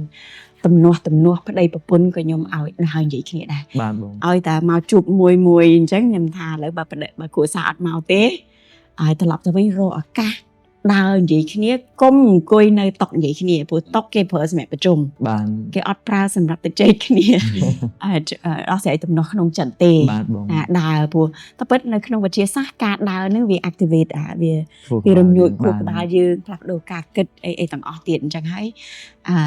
ដើរមួយគ្នាតែមិនមែនគ្រាន់តែដើរលេងឲ្យចាយលុយប្រយោជន៍ទេប៉ុន្តែដើរបែបរបៀបនិយាយក្នុងចិត្តបើកចំហខ្លួនឯងមុននឹងឲ្យកូនបើកចំហក្មេងមិនមែនគេអត់ដឹងទេគេដឹងច្បាស់ណាស់ហើយគេខ្លាចបំផុតគឺរឿងថា being judge វិនិច្ឆ័យគ្នាមិនទាន់និយាយចប់ហ៎បដោតយោបល់បាត់អូនឹងខុសច្រើនមែនតើសម្រាប់អាណាព្យាបាលភាគច្រើនអញ្ចឹង again ត្រឡប់មកស្ងាត់ត្រឡប់មើលមកខ្លួនឯងថាខ្ញុំគួរតែខ្ញុំនឹងជាពុកម្ដាយនឹងគួរតែធ្វើជាទឹកដើម្បីឲ្យត្រីវានៅណាធ្វើជាផ្ទះដើម្បីឲ្យកូនយើងនៅមិនមែនធ្វើជាកន្លែង restaurant ឬក៏ bar ឬក៏អីផ្សេងទេ បាទ ចាតែបញ្ជាក់ម្ដងទៀតដើម្បីបញ្ជាក់បានគឺព្យាបាលខ្លួនឯងខ្លះទៅខ្ញុំចូលចិត្តពាក្យមួយខ្ញុំភ្លេចថាអ្នកណាគេនិយាយប៉ុន្តែគាត់ប្រៀបធៀបរឿងផ្ទះតែខ្ញុំឆ្នៃវាទៅចេះតិចព្រោះផ្ទះយើងបើសិនជាយើងសម័យថាបើសិនជាឧទាហរណ៍ថាខ្ញុំនឹងខ្ញុំចាប់ដៃគូជាមួយស្វាមីឬក៏ជាមួយបរិសុទ្ធឬជាមួយស្ត្រីបើសិនជាយើងយកផ្ទះម្ដុំឈើម្ដុំពីផ្ទះឪពុកម្ដាយបងដែលជាឈើរៀងពុកដែរហើយខ្ញុំទៅយកអាម្ដុំពីរដុំពីផ្ទះចាស់ឪពុកម្ដាយខ្ញុំយកមកសង់ផ្ទះថ្មីរួមគ្នាហ្នឹងអត់បានមើលថាវាមានកាឌីអត់អាឈើហ្នឹងចាផ្ទះថ្មីដែលយើងសង់ហ្នឹងវាខូចហើយអញ្ចឹងអា mindset មុននឹងរៀបការខ្ញុំនៅតែលើកទឹកចិត្តឲ្យ UNICEF ឬក៏អ្នកណាផ្សេងទៀតក៏ដោយគួរតែមាន program មួយកម្មវិធីផ្សេងដែលនិយាយអំពីរឿងការព្យាបាលផ្លូវចិត្តមុននឹងនិយាយរឿង parenting ទៅជែកមុនរៀបការមុនមានកូនចាឲ្យស្គាល់គ្នា love it និយាយចឹងអាចគីឡូថាងស្គាល់គ្នានឹងតិចគីឡូស្គាល់គ្នាបែបតែអ្នកតំណងផ្លូវភេទអីអាហ្នឹងវាខ្ញុំអត់និយាយរឿងហ្នឹងអាហ្នឹងសង្គមឥឡូវបើអត់និយាយក៏កើតឡើងដែរប៉ុន្តែស្គាល់គ្នាថារបៀបចិញ្ចឹមកូនយើងមិនអីយ៉ាងម៉េចផែនការគ្រួសារអីយ៉ាងម៉េចផែនការគ្រួសារសង្គមស៊ីវិលធ្លាប់ធ្វើយូរហើយបើតែខ្ញុំស្មោះត្រង់ហ្មងខ្ញុំមើលឃើញថាដូចអត់សូវមាននិរន្តរភាពបានយូរទេតែសារមានអីថ្មីចូលមកទៀតយើងបានតែធ្វើមានអីថ្មីមកច្រើនលុបអាហ្នឹងទៅអត់បានរំលេចអាហ្នឹងវិញក៏អត់កើតដែរអញ្ចឹងនិយាយសាមញ្ញគឺ I wish ថាមាន counseling គេព្យាបាលការប្រឹក្សាយោបល់ផ្លូវចិត្តជាមួយនឹងអ្នកដែលត្រៀមយកកូននឹងពិតជាសំខាន់ព្រោះ stress នឹងមកតែកុំឲ្យអា stress ហ្នឹងមកបង្អាក់ថាខ្លាចអត់ហ៊ានមានកូនទេអីចឹងបាន stress នឹងមកប៉ុន្តែអ្វីដែលសំខាន់គឺយើងរៀនគ្រប់គ្រងរៀនរស់នៅជាមួយ stress ហ្នឹងបញ្ហាហ្នឹងមុននឹងបន្តសំណួរខ្ញុំសួរសំណួររៀងសង្កត់ទៅលើកន្លែងពាក្យថាស្ងាត់តិចព្រោះខ្ញុំស្រឡាញ់ពាក្យហ្នឹងមែនទែនពីព្រោះជួនកាលពាក្យថាស្ងាត់យើងយល់ថាអត់និយាយស្ងាត់ដែរជួនកាលពេលដែលយើងនៅក្នុងការជជែកជាមួយពុកម្ដាយឬជាមួយនឹងក្រុមគ្រួសារឬមនុស្សទីស្រឡាញ់ណាជួនកាលពេលកំពុងតែនិយាយរឿងបញ្ហាពេលស្ងាត់ខ្លះទៅជា hostile environment វិញតើការស្ងាត់ដ៏ត្រឹមត្រូវគួរធ្វើដូចម្ដេចបានស្ងាត់ប៉ុន្តែមិនមែនមុនស្ងាត់ហ្នឹងមិនឃ្លៀសទេមែនអញ្ចឹងខ្ញុំអនុវត្តតាំងពីកូនខ្ញុំនៅតូចមកហើយនិយាយទៅខ្ញុំមិនមែនមកអួតរឿងរបៀបចិញ្ចឹមកូនទេឬបងមានភាសាចឹងគ្មានអ្នកណាដែលល្អឥតខ្ចោះខ្ញុំតែខ្លះកូនខ្ញុំក៏ធ្វើខុសខ្ញុំក៏ធ្វើខុសច្រើនដែរបាទតែព្យាយាមតម្រង់ព្យាយាមកែតាមដែរធ្វើតែបាក់ហើយតែប៉ុន្តែអរគុណជាមួយនឹងអាជីពខ្លួនឯងដែលខ្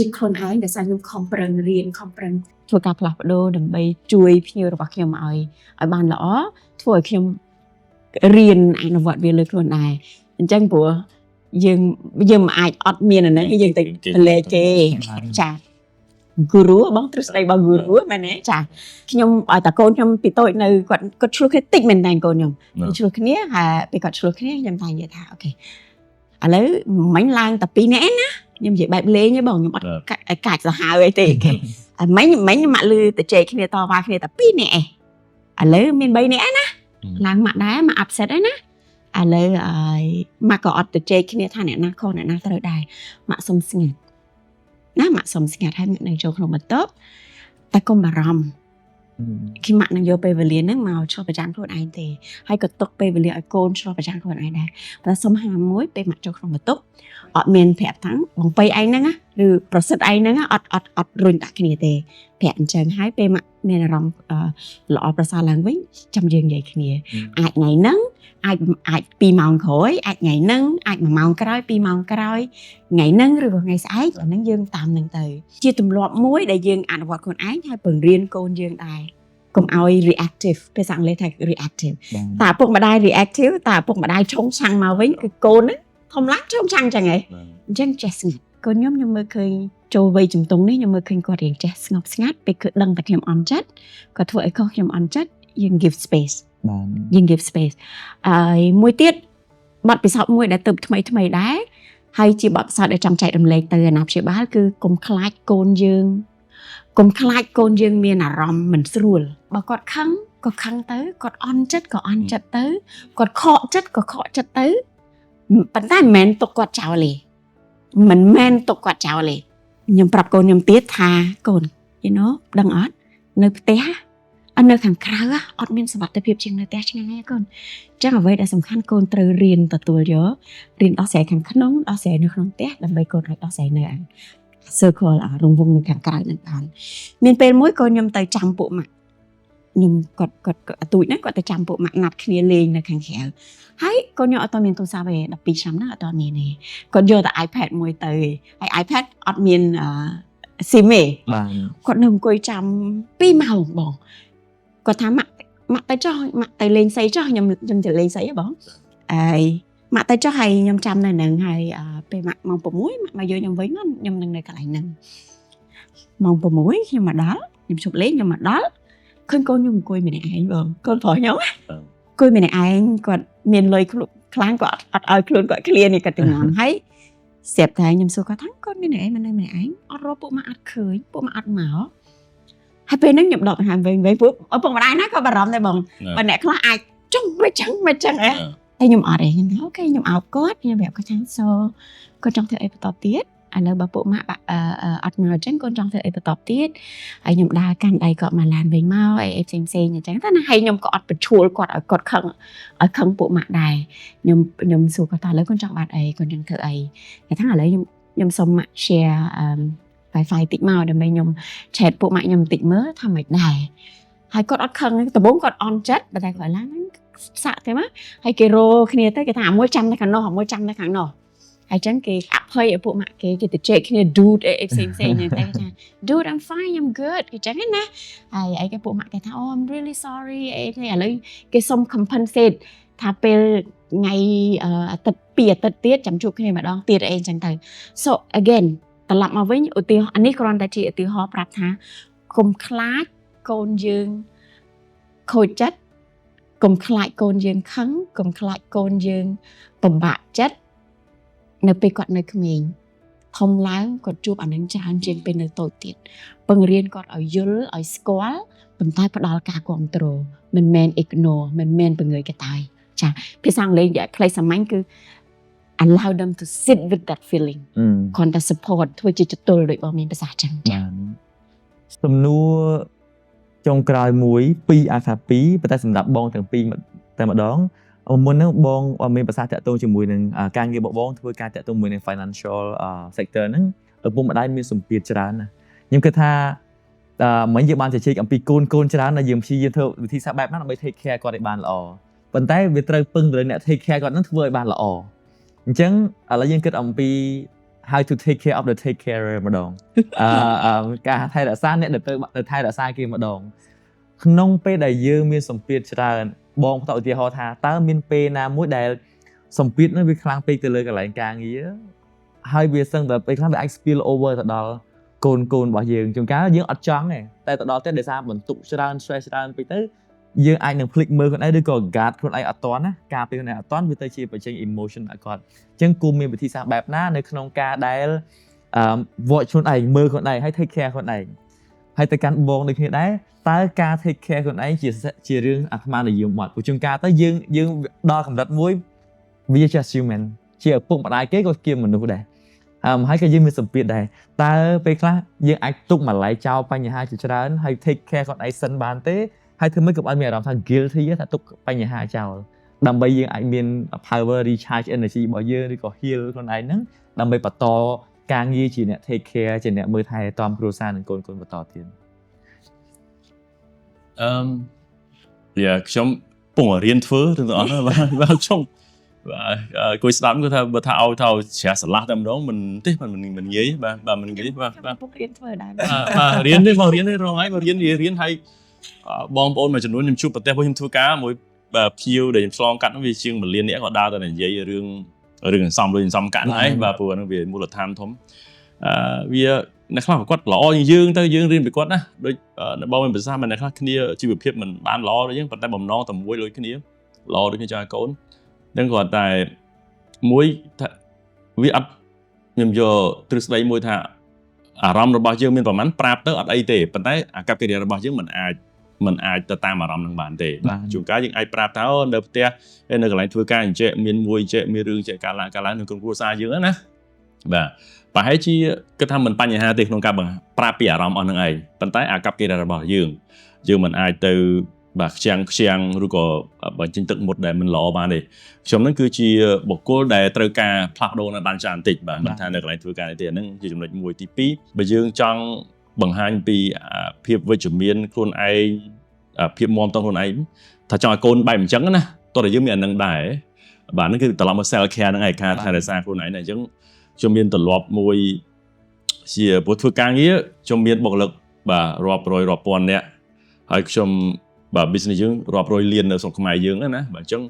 វាទំនួលខុសត្រូវមួយធំអញ្ចឹងបលឹមឡើងដឹងថាភ្ញាក់គឺរត់សិនបាទអញ្ចឹងខ្ញុំចាត់ទុកថាគេហៅដូចជា meditation walking ណា walking meditation ណាបាទ running meditation ត្រូវការ space របស់ខ្លួនឯងចាត់ទុកថាជាម៉ោងហ្នឹងគឺខ្ញុំម៉ោងសមាធិអីតែសមាធិរត់បាទខ្ញុំរត់ម្ដង1ម៉ោងកន្លះម៉ោង10គីឡូបលឹមឡើងហ្នឹងហើយខ្ញុំលេងដាក់កាសដាក់អីអស់ហើយបាទព្រោះអីមួយទូរស័ព្ទវាទៅដល់អ្នកខ្លះឃើញគេរត់គាត់ដាក់កាសដាក់អីស្អាតរហូតហ្នឹងណាខ្ញុំទៅអត់ជួយខ្លួនឯងបាទតែអត់កើតទេខ្ញុំដកអស់បាទដកអស់លឿនហ្នឹងណាបាទតែមើលតែម៉ោងថាធ្វើម៉េចបាន10គីឡូបាន1ម៉ោងថ្ងៃខ្ញុំរត់សឹងរាប់ព្រឹកថ្ងៃទី2ហើយខ្ញុំដូចជាមានថ្ងៃខ្ញុំធ្លាប់និយាយមួយសារបាទអត់មានថ្ងៃណាមួយកន្លងផុតទៅខ្ញុំអត់អានសភៅទេបាទខ្ញុំមានសភៅនៅក្បែរខ្លួនរហូតអញ្ចឹងណាបាទអញ្ចឹងវាទាំងអស់ហ្នឹងវាជួយឲ្យយើងបាទវាជាសភៅហ្នឹងវាជួយឲ្យយើងរំលឹកយើងណាបាទហើយដូចបងមានប្រសាសន៍មិញកន្លែងមួយថាយើងបើយើងទៀមទារកអាភាពអត់ខ្ចោះហ្នឹងណាគឺវាអត់បានទេវាធ្វើឲ្យយើងវាតាំងទៅតាំងមកហើយអញ្ចឹងវាធ្វើឲ្យភាពថា progressive អានេះខ្ញុំយកពី Adam Grant មកទេបាទពី Adam Grant គាត់ជាអ្នក psychologist ម្នាក់ហ្នឹងឯងអញ្ចឹងសភៅហ្នឹងគឺជាចល័យមួយដែលជួយរំលឹកយើងថាអូយើងធ្វើគឺវាអាចខុសហើយបាទពេលណាដែលខ្ញុំជួបការលំបាកក្នុងការដោះស្រាយបញ្ហាមិនថាសូម្បីតែគ្រួសារក៏ជាការដោះស្រាយដែរបញ្ហាសង្គមខ្ញុំមានសភៅហ្នឹងឯងយើងបង្កើតបរិយាកាសមួយទៅផ្ទះខ្ញុំមិនថាជាន់ទី1ទី2ទី3បាទកន្លែងណាក៏មានសភៅដែរអត់អង្គបាទដល់អញ្ចឹងទៅវាអាចមកចំណាយទៅពេលខ្លះខ្លួនឯងអានហើយខ្ញុំក៏អាចឲ្យកូនខ្ញុំអានដែរអញ្ចឹងកូនខ្ញុំអានមួយថ្ងៃទៅមួយទំព័រហើយកូនមិនអាចថាំងប៉ាឲ្យគាត់ឲ្យខ្ញុំអានគាត់អានប៉ុណ្ណឹងគាត់អាចនិយាយព្រោះខ្ញុំធ្វើនឹងរាល់ថ្ងៃអញ្ចឹងអាហ្នឹងទៅខ្ញុំថាមកញ៉ាំស្អីគឺសភៅនឹងខ្លួននៅឡានតសភៅណាក៏មានសភៅដែរតែមានសភៅដែរអញ្ចឹងអានោះសប្បាយមួយយ៉ាងដែរបាទអញ្ចឹងចង់ថាវា reinforce គ្នាទៅវិញទៅមកអញ្ចឹងណាបើគាត់អានយើងអត់អានក៏យើងខុសដែរបាទដល់ពេលយើងអានគាត់ក៏ត្រូវអានដែរអញ្ចឹងយើងបង្កើតឲ្យមានអាទម្លាប់បន្តិចហ្នឹងដើម្បីជួយ redirect ខ្លួនឯងផងដែរបាទហើយវាក៏អាចបន្ថយពី stress ដែលមាននៅកន្លែងធ្វើការហ្នឹងទុកបន្តិចទៅហើយយកពេលវេលាជាមួយក្រុមគ្រួសារមិនតិចមកបាទខ្ញុំថាវាជាដំណើរដែលយើងត្រូវតែផ្លាស់ប្ដូរបន្តិចបានហើយប៉ុន្តែអ្វីដែលល្អបំផុតគឺមានជំនាញអីបាទខ្ញុំថាការដែលនិយាយគ្នាការដែលស្ដាប់អញ្ចឹងណាបង្កើតបរិយាកាសបែបហ្នឹងគឺល្អបំផុតណាបើសិនតែយើងជាបុគ្គលជាមនុស្សបើយើងចង់ផ្លាស់ប្ដូររឿងធ្វើបែបយើងខ្លាចជាឪពុកដែលល្អម្ដាយដែលល្អមានមកស្ដាប់ការងាររបស់អ្នកឯងបាទព្រោះម្នាក់មានឧបសគ្គរៀងខ្លួនហ្នឹងហើយបើចង់ដោះស្រាយបញ្ហាសង្គមតាមផ្នែកការងារមានតែជួបជាមួយអ្នកធ្វើការហ្នឹងឯងអញ្ចឹងខ្ញុំថាដំណើរជីវិតរបស់យើង 4-5 ឆ្នាំទៀតជាមធ្យមភាពនៃមនុស្ស5នាក់ដែលយើងនៅក្បែរហ្នឹងឯងបាទហើយនឹងសភៅដែលយើងអានអានេះគឺខ្ញុំថាជា advice ជាដំបូងមានជាការយល់ឃើញរបស់ខ្ញុំឯណាបាទសភៅហើយនឹងបុគ្គលដែលយើងភពប្រសពជាមួយ ជួយយើងបានណាបាទ បាន បាទជួយគ្នាប៉ុណ្ណឹងឯង ការរៀនបង បាទ អរគុណមែនទែនបង បាទ បាទអញ្ចឹងសម្រាប់បងសុធីរីវិញម្ដងតើគួរតែមានអារម្មណ៍ guilty ទេនៅពេលដែលទុកខ្លួនឯងមួយផ្នែកសិនដើម្បី heal ខ្លួនឯងមុននឹងទៅដោះស្រាយបញ្ហាបន្តពីព្រោះមនុស្សយើងរស់នៅជាមួយនឹងបញ្ហារាល់ថ្ងៃតើគួរតែមានអារម្មណ៍បែបហ្នឹងទេ គួរតែ guilty គួរតែមានអារម្មណ៍តែខ្លួនឯងខុសប្រសិនបើអត់បានថែទាំខ្លួនឯងគ្រប់គ្រាន់មិនគួរតែ guilt ដើម្បីទុកខ្លួនឯងចោលទៅថែទាំគេគួរតែមានអារម្មណ៍ខុសនៅពេលដែលខ្លួនឯងមិនថែទាំខ្លួនឯងគ្រប់គ្រាន់ពីព្រោះប្រសិនបើខ្ញុំជាប៉ាន់តែជាម្ដាយជាប៉ាន់តែជាឪពុកជាប៉ាន់តែបើសិនតែប៉ាន់ខ្ញុំអត់មានទឹកខ្ញុំអាចចាត់ទៅឲ្យកូនទៅឲ្យកូនទេអញ្ចឹងកន្លែងហ្នឹងសំខាន់មែនតើធ្លាប់ឮយើងក៏ច្បាស់ស្លាប់ដឹងថាខ្ញុំraising a child involve a whole village Yes ចិញ្ចឹមកូនមួយចិញ្ចឹមក្មេងម្នាក់ត្រូវការអ្នកភូមិទាំងមូលដើម្បីជួយមកភូមិ ផ្ទះបាទខ្ញុំ ផ្ទះភូមិយើងចេះតែគិតថាចេះអ្នកខ្លះក្រុមគ្រួសារខ្លះចេះចង់បង្ហាញថាខ្ញុំមានសមត្ថភាពចិញ្ចឹមកូនអត់ចាំបាច់ឲ្យអ្នកផ្សេងជួយ បាន ចឹងបានគ្រួសារមួយចំនួនបាត់dating life បងប្រពន្ធប្តីប្រពន្ធក៏អត់សូវមានពេលវេលាមួយគ្នាក៏ដោយសារតែមានកូនមក full attention ហ្មងពេញទំហឹងហ្មងគ្រួសារខ្លះអញ្ចឹងត្រឡប់មកវិញគឺថែទាំខ្លួនឯង បាន ថែទាំនឹងមិនមែនគ្រាន់តែពាក្យហើយក៏ថែទាំសុំកុំយល់ច្រឡំលើថាងទិញផ្កាឲ្យខ្លួនឯងទិញកៅអៅទិញគ្រឿងអលង្ការទិញអីអានោះមិនមែនជាការថែទាំដែលខ្ញុំលើកចិត្តទេពីព្រោះវាមានសម្ពាធទៅលើថវិកាទៀត បាទ ការថែទាំខ្លួនឯងមួយដែលប្រកបគឺអាចគេងលក់ស្រួល ខ្ញុំអត់បញ្ហាបងរឿង អូខេបងចាគឺខ្ញុំចឹងដែរបងចាគេងសំខាន់ណាស់គេងរឿងទី1ពេលវេលាហើយបើអ្នកខ្លះអាច underestimate អត់ឲ្យតម្លៃអាហ្នឹងប៉ុន្តែសំខាន់អញ្ចឹងការ self care ហ្នឹងការថែទាំខ្លួនឯងចាប់តាមពីការគេងត្រឹមត្រូវញ៉ាំអ្វីដែលគួរញ៉ាំអញ្ចឹងអាហ្នឹងក៏ជាការថែទាំខ្លួនដែរចាការថែទាំខ្លួនដែរ បាន សម្អាតពេលវេលាដែលនៅផ្ទះសម្អាតផ្ទះយើងបន្ទប់យើងឲ្យស្អាតអាហ្នឹងក៏ជាចំណែកមួយនៃការថែទាំខ្លួនបើទៅវត្តទៅបដិបត្តិបើទៅវត្តសូមអនុវត្តចិត្តស្ងប់ពីព្រះធម៌ពីព្រះសង្ឃនឹងផងមិនមែនគ្រាន់តែទៅវត្តអាហ្នឹងក៏ជាចំណែកមួយនៃការថែទាំខ្លួនឯងដែរមួយទៀតកុំភ្លេចរួមចំណែកឲ្យឪពុកម្ដាយបងប្អូនយើងមកជួយថែទាំកូនយើងម្ដងម្កាលមិនអីទេបើគាត់អាចមកនៅផ្ទះយើងជំនួសយើងដើម្បីយើងទៅណាមួយថ្ងៃពីរថ្ងៃអីដើម្បីខ្លួនឯងហ្នឹងក៏អត់អីដែរហើយបើឲ្យកូនយើងស្រឡាញ់បងប្អូនចដូនមួយគេបងប្អូនចដូនមួយយើងហ្នឹងអាចទុកចិត្តបានឲ្យគេទៅគេងមកយប់ពីរយប់នៅផ្ទះបងប្អូនចដូនមួយខ្លួនឯងដើម្បីឲ្យខ្លួនឯងមានពេលសម្រាប់គ្រប់គ្រាន់មានពេលវេលាឲ្យខ្លួនឯងហ្នឹងក៏ជារឿងល្អដែរទុកចិត្តគេខ្លះទៅតែទុកចិត្តអ្នកដែលទុកចិត្តអត់ទុកចិត្តអ្នកខាងក្រៅទេកូនយើងក៏រីករបៀបដែលគាត់រស់នៅមិនថារស់នៅបែបចិត្តទលាយបែបមាន experience មានបទពិសោធន៍ច្រើនរឿងនឹងដែរគឺត្រឡប់មកវិញខ្ញុំនៅតែពេញចិត្តពាក្យថាចិញ្ចឹមកូនដើម្បីចិញ្ចឹមកូនរវល់មកភូមិវាមិនអីទេ សរុបមកសម្រាប់បងទាំងពីរ it's okay to take care of yourself អត់អីទេដែល take care ខ្លួនឯងហើយtake care ខ្លួនឯងឲ្យបានល្អតាមរយៈការស្ដាប់ មិនអូខេវាជារឿងដែលត្រូវធ្វើតែម្ដងបើធ្វើពីព្រោះអីជាងការកំហឹងពាក្យមិនសប្បាយចិត្តភាពអន់ចិត្តហ្នឹងកើតឡើងដោយសារមនុស្សណាម្នាក់ណាយើងជាមនុស្សម្នាក់ក្នុងសមាជិកគ្រួសារណាក្រុមគ្រួសារយើងស្រឡាញ់គ្នាបើមានម្នាក់មួយមិនសប្បាយចិត្តអ្នកផ្សេងអត់សប្បាយចិត្តដូចគ្នាវាដូចថាវាឆ្លងហ្មងណា បាន អញ្ចឹងម្នាក់មានទូនាទីហើយខ្ញុំមាននឹកដល់កូនដែរទេបាទក្មេងៗអីចឹងណាយុវជនបើថាដឹងហើយពេញវ័យហើយដូចថាចេះដឹងគ្រាន់បើហើយយើងក៏ជាចំណែកមួយដែរក្នុងក្រុមគ្រួសារណាកុំបន្ទុកអាហ្នឹងទៅឲ្យតែឪពុកម្ដាយតែម្នាក់ឯងឬក៏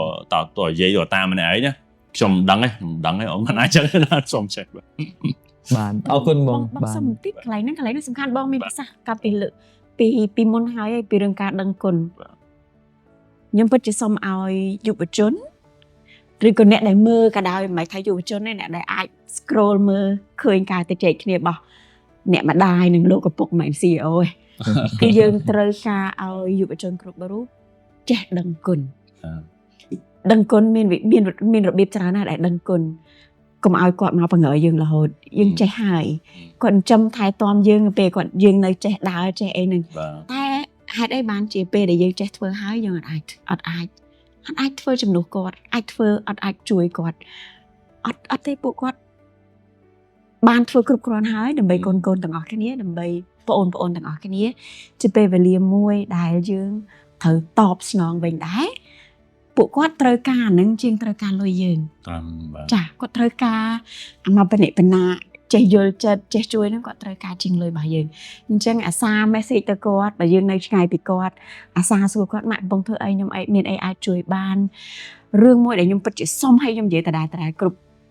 កម្មវិធីគឺប្រសិនបើឪពុកម្ដាយយើងទេមកហ៎ម៉េចម៉ាក់មានការអីពិតជាសុំអានឹងខ្ញុំអត់ចូលចិត្តអានឹងហ្មងបងចាប់ផ្ដើមដោយអាចផ្លាស់ប្ដូរភាសានឹងមើលលោកម៉ាក់ជំរាបសួរក៏បានឬក៏មិនដែរម៉ាក់សុខសប្បាយអត់ម៉ាក់ញ៉ាំបាយនៅឬក៏ប៉ាញ៉ាំបាយនៅជាម៉ាក់មានការអីអូthat's so rude បងរៀងសម្រាប់ខ្ញុំវាប៉ះរៀងប៉ះណាថ្ងៃណាកូនខ្ញុំឆ្លើយអញ្ចឹងល្ងាចឡើងឲ្យមកដល់ផ្ទះដល់មានពេលនិយាយគ្នាដល់មានពេលនិយាយគ្នាពួកអីដឹងគុណល្អទាំងអស់គឺល្អទាំងអ្នកដែលធ្វើមែនទេបងពេលដឹងគុណយើងមានអារម្មណ៍ថាយើងជាមនុស្សល្អបានបុណ្យបានបុណ្យឲ្យធ្វើល្អនឹងអញ្ចឹងហើយចំណែកមួយដែលយុវជនអាសាមានវិបត្តិធ្លាក់ទឹកចិត្តគឺវិបត្តិធ្លាក់ទឹកចិត្តគឺដោយសារអត់ដឹងគុណគ្រប់គ្រាន់បានអត់ដឹងគុណទេអត់ដឹងថាអូខ្ញុំដឹងគុណណាស់ដែលខ្ញុំអាចមានសម្លៀកបំពាក់ខ្ញុំដឹងគុណដែលខ្ញុំអាចមានអាហារញ៉ាំអត់ទេអត់សូវបានខ្វល់ពីរឿងហ្នឹងអញ្ចឹងបន្ទោសមិនបានអត់ស្អាតដូចគេអត់ដឹងគុណអ្វីដែលខ្លួនឯងមានបងបានចា That's a lovely message បងអរគុណខ្លាំងមែនទេបងអរគុណបងទាំងពីរមែនទែនជាសារចុងក្រោយហើយសូមឲ្យបង speak directly និយាយបន្តទៅកាន់ទស្សនិកជនតែម្ដងមិញយើងបានជជែកទៅកាន់បងប្អូនដែលជាយុវជនហើយសង្ឃឹមថាគាត់ប្រើនៅចំណេះដឹងមួយចំនួនហើយបុកចែករំលែកជាមួយនឹងអ្វីដែលបងបានបង្ហាញនេះបង្ហាញអំពីគុណូបការៈនៃការដឹងគុណចំពោះអ្វីដែលជុំវិញខ្លួនគាត់ឪពុកម្ដាយក្រុមគ្រួសារបងប្អូនអ្វីដែលខ្លួនឯងមានឥឡូវនេះទៅកាន់ឪពុកម្ដាយវិញម្ដងប្រសិនបើណាព្យាបាលដែលគាត់កំពុងតែស្ដាប់កម្មវិធីរបស់យើង podcast របស់យើងមួយនេះហើយគាត់កំពុងតែបារម្ភពីសុខភាពផ្លូវចិត្តរបស់កូនគាត់នៅក្នុងវ័យជំទង់នេះប៉ុន្តែអត់ដឹងគួរចាប់ផ្ដើមបែបណាតើអ្វីទៅជាវិធីសាស្ត្រដ៏ល្អបំផុត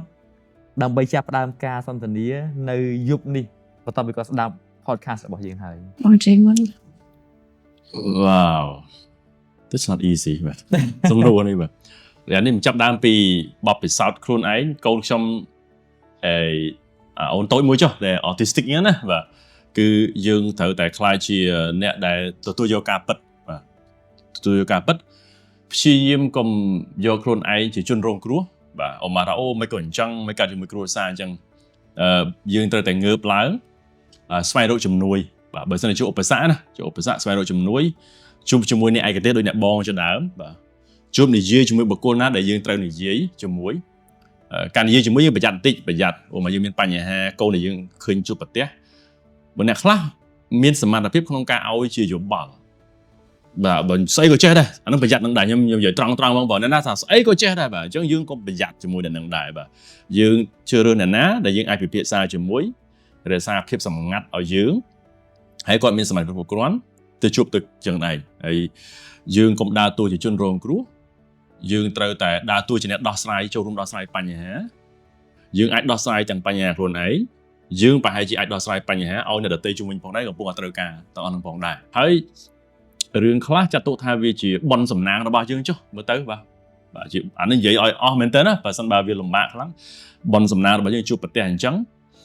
បើយើងមានបុណ្យយើងអាចដោះស្រាយបញ្ហាខ្លួនឯងហើយវាខ្លាយទៅជាគោលដៅនៃជីវិតមួយយើងអាចដោះស្រាយបញ្ហារបស់សង្គមព្រោះយើងទទួលស្គាល់ថាវាមានបញ្ហាច្រើនបាទជាដំណើរជីវិតរបស់មនុស្សខ្ញុំនៅពេលដែលកូនខ្ញុំ autistic អញ្ចឹងជាមួយក្រុមគ្រួសារតាំងពី2ឆ្នាំកន្លះខ្ញុំធ្វើការជាមួយនឹងអង្គការជាច្រើនខ្ញុំធ្វើការជាមួយ expert ជាច្រើនហើយខ្ញុំមានអារម្មណ៍មួយសប្បាយចិត្តថាខ្ញុំនឹងអាចដោះស្រាយបញ្ហាឲ្យបងប្អូនគ្នាជាច្រើនទៀតពីព្រោះរឿងនេះរឿងថ្លៃបើនិយាយពីការចំណាយទៅលើការដោះស្រាយជួយកូនខ្ញុំណាបាទរៀនសាលារងឯងគ្រាន់សាលា3បាទគ្រូ3ជំនាញតែគ្នាបានប្រសើរច្រើនដែរតែដំណើរហ្នឹងគឺវាអត់ថោកទេបាទវាថ្លៃអញ្ចឹងបើសិនតែខ្ញុំមានលទ្ធភាព បាទថ្ងៃក្រោយខ្ញុំអាចបើកអង្គការហើយធ្វើការជាមួយអ្នកបងឬក៏បើកជាសាលាបណ្ដុះបណ្ដាលវិជ្ជាជីវៈខ្ញុំសម័យចឹងអីបាទគ្នាមិនអាចទៅរៀនគណិតគីមីភូមិវិទ្យាទិញទាំងអស់បានណាតែបើថារៀនជា coding ខ្លាយទៅជា designer ខ្លាយជាស្អីបានខ្ញុំថានឹងជាគោលដៅជីវិតរបស់ខ្ញុំមានអារម្មណ៍សប្បាយលើនេះបាទថ្ងៃក្រោយខ្ញុំសម័យថាថ្ងៃណាបានដី3ហិកតាមករៀបចំធ្វើឲ្យស្អាតមកបាទឬសប្បាយបងអញ្ចឹងវាខ្លាយទៅជាគោលដៅនៃជីវិតមួយធ្វើយើងមានស្អីមួយទៅមុខទៀតណាបាទអញ្ចឹងបាទភពប្រសពជាមួយអ្នកដែលត្រឹមត្រូវនិយាយទៅហើយពេលខ្លះជាបនសំណាងរបស់យើងទៅហើយពេលខ្លះចិត្តថាអូយើងមានស្អីមួយគេឲ្យយើងធ្វើមួយទៀតណាយើងមានគោលដៅជីវិតមួយទៀតណាហើយត្រូវសប្បាយរឿងហ្នឹងអាយុវែងវិញទេបាទអញ្ចឹងបាទអរគុណមែនទែនបង អរគុណដែលភពប្រសពអរគុណដែលភពប្រសពជួបកិច្ចគ្នាជាមួយបងដូចគ្នា អរគុណបង